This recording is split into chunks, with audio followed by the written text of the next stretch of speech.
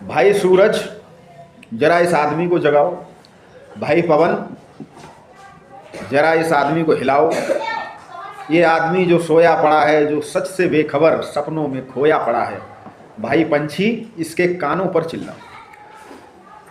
भाई सूरज जरा इस आदमी को जगाओ, वक्त पर जगाओ, नहीं तो जब बेवक्त जागेगा ये तो जो आगे निकल गए हैं उन्हें पाने घबरा के भागेगा ये। घबरा के भागना अलग है, क्षिप्र गति अलग है। क्षिप्र तो ये है कि जो सही क्षण में सजग है। सूरज इसे जगाओ, पवन इसे हिलाओ, पंछी इसके कानों पर चिल्लाओ। देखिए इस कविता का जो संदेश है वो पहले समझ लें। हम दो तरह से सोते हैं, हम दो तरह से सोते हैं। कैसे? एक तो थक जाते हैं या रात्रि विश्राम करते हैं, कभी कभी दिन में भी सो लेते हैं। इसको सोना कहते हैं। चारपाई पर लेटकर, बेड पर लेटकर आंख बंद कर सोना, ये भी एक प्रकार का। और एक सोना वो होता है कि आदमी तो दिखता और ये रहा कि वो जग रहा है। हम सभी इसमें जगते हुए बैठे हैं, लेकिन फिर भी हम लोगों में से यहाँ पर कुछ लोग या कोई ना कोई सोया हुआ मालूम है। हमारे आसपास लोग, हमारे गांव में, हमारे समाज में सोए पड़े हैं। तो सोना कौन सा सोना कि जब हम अपने लक्ष्य को भूल जाएं, जब हम अपनी जिम्मेदारियों को भूल जाएं, हम अपनी ड्यूटी को भूल जाएं, हमको जीवन में क्या करना है हमें पता ही नहीं है, तो इसको भी सोना कहते। यहाँ पर जो कवि है, चित्र में आप देख रहे हैं एक बच्चा सोया पड़ा, सूरज भी दिख रहा है, पंछी भी हैं, पवन भी है? वो बच्चा सोया, तो कवि क्या करा, इसको जगाओ। तो सबसे पहले किससे कहा? सूरज से, इसको जगाओ। बहुत से लोग, देखिए ये बात जान लो, जीवन में जो सूरज को जगाते हैं वो जीवन में तरक्की करते हैं, और जिनको सूरज जगाता है वो जीवन में कुछ नहीं कर पाते। यहाँ पर अर्थ क्या है? आप सूरज को कैसे जगाएंगे कि सूरज के निकलने से पहले आप जग जाओ।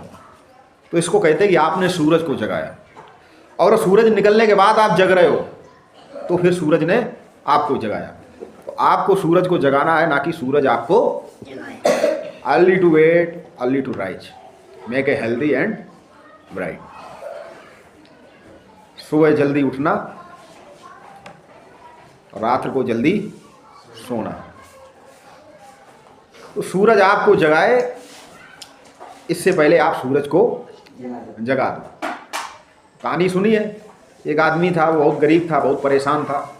तो एक संत के पास गया, तो संत ने कहा कि आपके खेत में खजाना गड़ा है, लेकिन शर्त ये है कि उसको आपको सूरज निकलने से पहले खोदना है। तो रोज़ सुबह सूरज निकलने से पहले ही 4 बजे अपने खेत में पहुंच जाता था और खेत को खोदना शुरू कर देता था। उसने पूरा खेत खोद डाला, उसमें से कुछ नहीं निकला। अब जब खेत पूरा खोद ही डाला तो फिर उसमें उसने समय से फसल भी बो दी। फसल बो दी तो खेत अच्छे से खोदा था, अच्छे से जुत गया, तो अच्छी फसल पैदा हुई। और सुबह जल्दी उठ जाता तो दिन में खेत में और भी काम करता था। धीरे धीरे उसके पास बहुत सारा पैसा आ गया।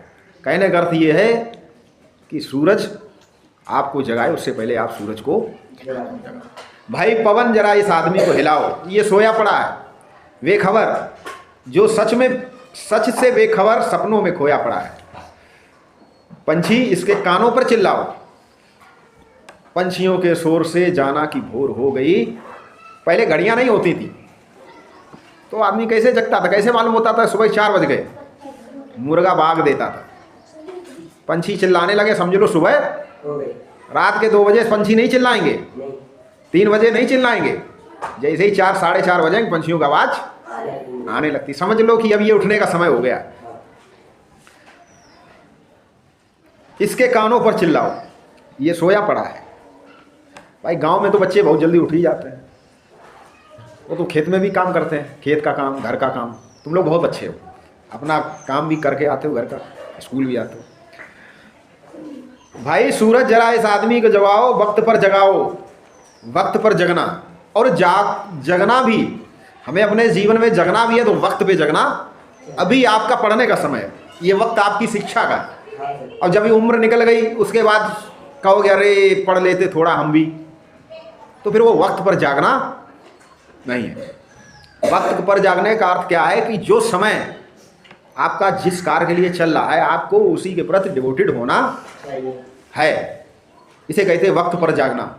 बहुत से लोग मेधावी होते, होशियार होते हैं पढ़ने में, लेकिन वो वक्त पर नहीं जागते हैं। जब उम्र निकल जाती तब सोचते काश हमने भी मेहनत की होती तो आज हमारे भी शरीर पर वर्दी होती, या हम भी किसी ऑफिस में होते, हम भी शिक्षक होते। लेकिन जब देर वही, फिर क्या फायदा। देखिए वक्त पर जगाओ, नहीं तो जब बेवक्त जागेगा, बेवक्त जागे, उम्र निकल गई फिर जागे कि अरे पढ़ लें, फिर क्या होगा। तो जो, और साल भर हमको पढ़ना है, साल भर पढ़ा नहीं, परीक्षा आ गई पढ़ लें, इसको कहते हैं बेवक्त जागना।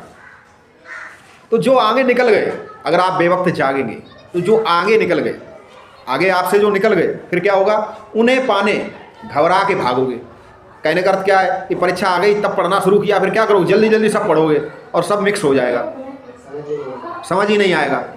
क्यों, तुम देखोगे अरे उसने तो सब याद कर लिया क्योंकि वो वक्त पे जाग गया था। अब तुम जागे हो, जब परीक्षा आ गई फिर तुम क्या करोगे, जल्दी जल्दी सब करोगे बहुत तेज़ी से, और भड़बड़ में जल्दी का काम शैतान का होता।